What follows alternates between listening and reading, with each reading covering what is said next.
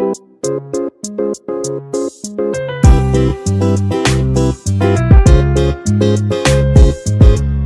नमस्ते, मी बनवते इथे सुकी मच्छी। त्याच्यासाठी आहे ना, इथं ओला जावला घेतलेला आहे 250 ग्राम आणि स्वच्छ धुतलेला आहे 1 ते 2 पाण्याने आणि त्याच्यावर लिंबू पिळून घेतलेला आहे। इथे गॅसवर कढई ठेवलेली, त्याच्यामध्ये 1 चमचा तेल टाकलेले आहे। तेल गरम झाल्यावर कढीपत्ता टाकायचा। कढीपत्ता तडतडला पाहिजे। इथे 2 कांदा घेतलेला आहे। कांदा छान असा गोल्डन कलर झाला पाहिजे।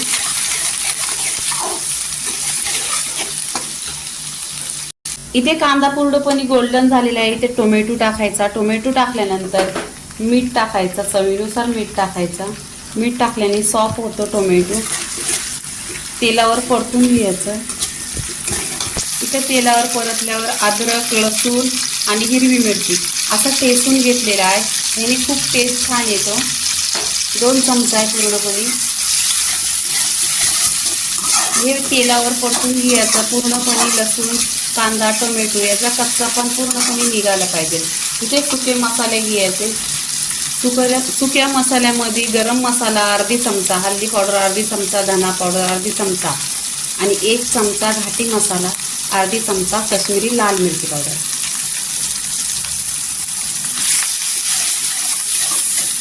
इथे कोणताही वाटण वगैरे काही टाकायचं नाही, फक्त मसाले टाकायचे, सुके मसाले।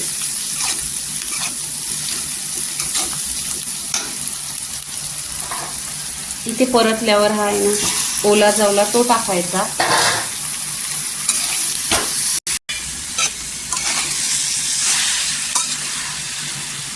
हा पूर्णपणे ना सुकाच बनवायचा आहे। तुम्हाला पाणी टाकायचं असलं तर टाका, नाही त्याच्यात पाणी पण नाही टाकायचं, कारण त्याला आहे ना ह्या मच्छीला पाणी सुटतो नाही पाणी टाकलं तरी पण। पहा इथे पाणी टाकलेलं नाही आणि असं पूर्णपणे मिक्स करायचं। मिक्स केल्यानंतर आहे ना याच्यावर ढाकण ठेवायचं। इथे आहे ना करवंद टाकायची। तुमच्याकडे करवंद असते तर करवंद टाका, कच्ची कैरी टाका, नाहीतर कोकम टाकला तरी पण चालेल। ह्याच्यामध्ये मी लिंबू पण पिळून घेतलेला धुतल्यानंतर स्वच्छ।